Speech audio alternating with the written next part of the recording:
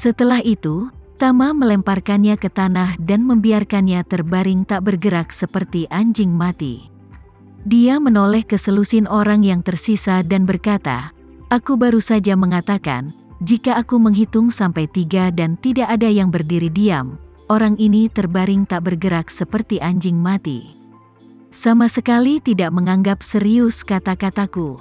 Jika demikian, bagaimana kalian bisa memimpin tim ini di masa depan? Jadi, aku akan mematahkan kakinya di depanmu hari ini. Aku ingin kalian tahu bahwa aku melakukan apa yang kukatakan. Semua orang bingung ketika mendengar ini, dan mereka berpikir, bukankah alasan kenapa orang ini tidak bergerak seperti anjing mati hanya karena kamu? Bagaimana kau masih bisa menyalahkan dia dengan begitu percaya diri? Saat sedang kebingungan, ia melihat Tama mengangkat kakinya dan menginjak kaki kanan pria jangkung dan kurus itu. Terdengar bunyi klik dan tulangnya patah. Segera setelah itu, pria itu terbangun dari komanya dalam sekejap, berguling-guling di tanah sambil memegangi sisa kakinya dan menangis tanpa henti. Semua orang tercengang. Siapa sangka Tama bahkan tidak akan membiarkan orang yang tidak sadarkan diri? Dia jelas-jelas tidak sadarkan diri, jadi bagaimana dia bisa berbaris ketika dia menghitung sampai 3? Tepat ketika semua orang terlalu takut untuk berbicara, di tengah kerumunan, seorang pria kulit putih paruh baya berusia 50-an berkata dengan gemetar, Kamu tidak bisa memperlakukan orang yang koma seperti ini, itu tidak adil."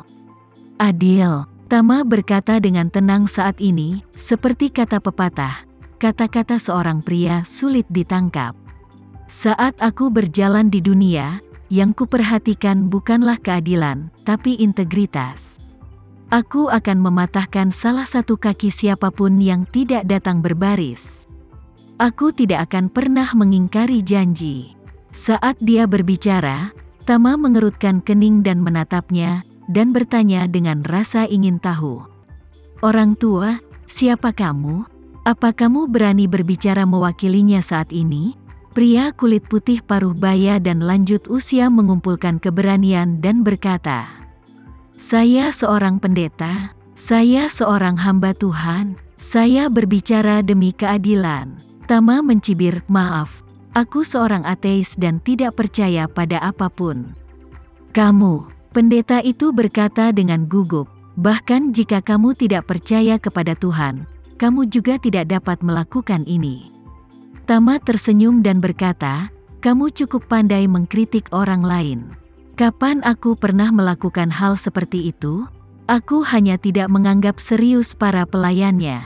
Setelah itu, Tama pergi dan berjalan ke arahnya, menatap langsung ke matanya, dan bertanya, "Sejujurnya, kapan kamu memasuki penjara ini?"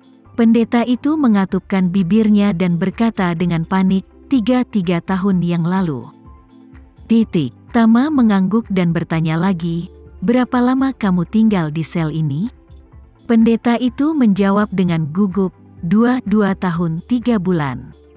Tama mengangguk lagi, menunjuk Daryl di tanah, dan bertanya, "Kamu sudah lama tinggal di sini, kamu seharusnya pernah melihatnya sebelumnya. Orang ini menyiksa banyak sesama narapidana, kan? Aku ingin tahu, ketika dia menyiksa orang-orang itu, apa kau berbicara mewakili orang-orang itu?" "Aku."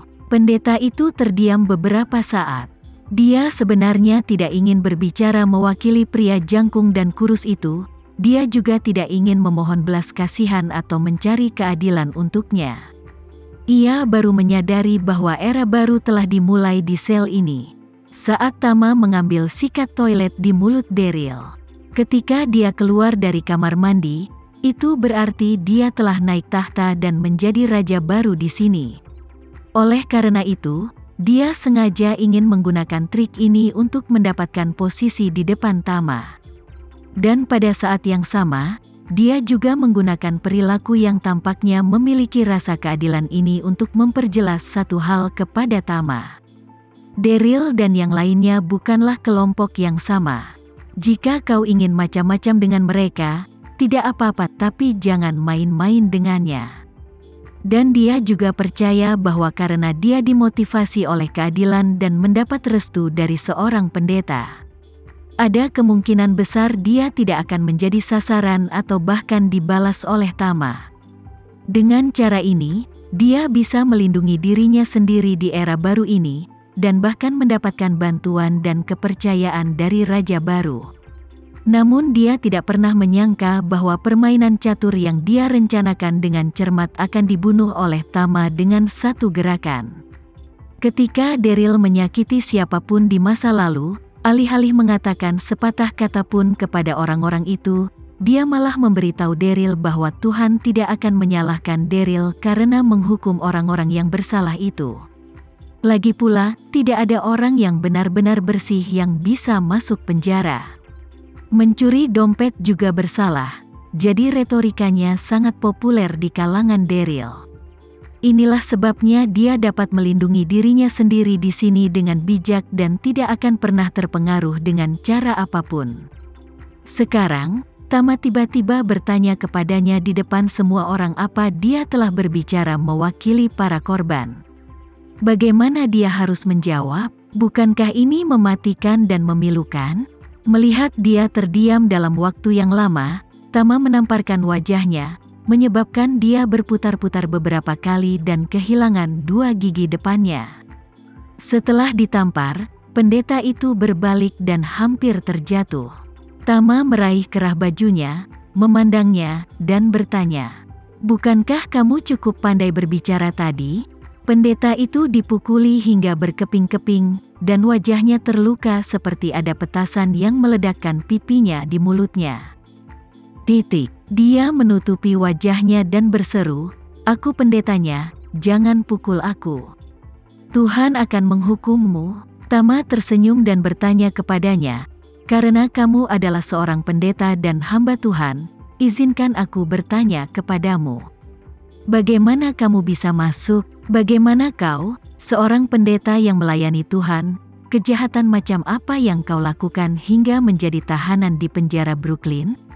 Pendeta itu langsung panik dan tidak berani berkata apa-apa lagi. Tama menoleh untuk melihat anak laki-laki berkulit coklat di sebelah pendeta dan bertanya, "Ayo, beritahu aku mengapa pendeta ini masuk. Jika kamu tidak memberitahuku atau berbohong padaku, nasibmu mungkin lebih buruk daripada pria berotot itu."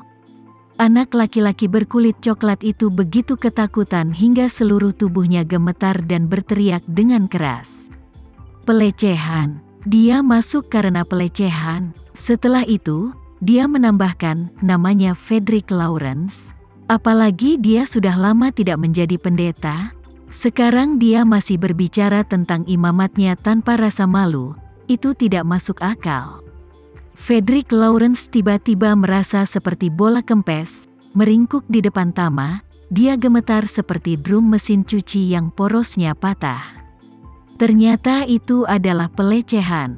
Tama mengerutkan bibirnya, menatap Frederick, menggelengkan kepalanya dan berkata, Frederick, kamu bilang kamu sudah cukup tua dan tidak bisa mengendalikan tubuhmu. Kamu masih tidak bisa berbuat apa-apa. Betapa menyedihkan mengetahui situasimu sendiri." Saat dia berbicara, Tama mengubah topik pembicaraan, "Tapi aku masih mengagumi keberanianmu. Aku harus membuat pengaturan yang tepat untuk orang-orang sepertimu." Ketika Frederick Lawrence mendengar ini, dia putus asa. Namun secercah harapan tiba-tiba muncul di hatinya. Tapi Tama berkata, "Karena kamu sangat suka melakukan hal seperti itu, aku pasti tidak bisa membiarkanmu menahannya. Jadi aku akan mengatur calon yang baik untukmu." Setelah itu, dia menendang Daryl ke tanah dan berkata, "Dengarkan aku, mulai hari ini, kau harus menggunakan metode terbaikmu setiap hari untuk memuaskan Tuan Frederick Lawrence. Jika tidak, atas nama Tuan Frederick Lawrence, aku akan menghukummu karena ketidakmampuanmu." Daryl awalnya mengira Tama akan terus menyiksanya sampai mati di masa depan. Namun dia tidak menyangka bahwa Tama akan benar-benar memberinya kesempatan untuk melakukan perbuatan baik. Alhasil, Kehidupannya yang putus asa seakan terasa samar-samar. Bersemangat, dia mengangguk berulang kali tanpa berpikir, dan mengungkapkan ketulusannya dengan sungguh-sungguh. "Tolong jangan khawatir, Tuan, saya akan merawatnya dengan baik dan memuaskannya." Saat ini, Frederick Lawrence merasakan matanya menjadi gelap, dan dia hampir pingsan.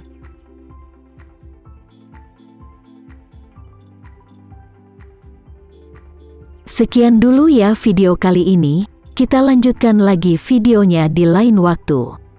Oh iya, bagaimana menurut kalian? Semoga bisa sedikit menghibur kalian semua. Untuk teman-teman yang baru nonton, jangan lupa subscribe ya, hehehe. Dan kalau teman-teman ada yang ingin gabung langganan, bisa langsung gabung saja untuk dapat fitur yang menarik dan sedikit membantu Mimin. Terima kasih banyak sudah menonton, sampai jumpa lagi, bye.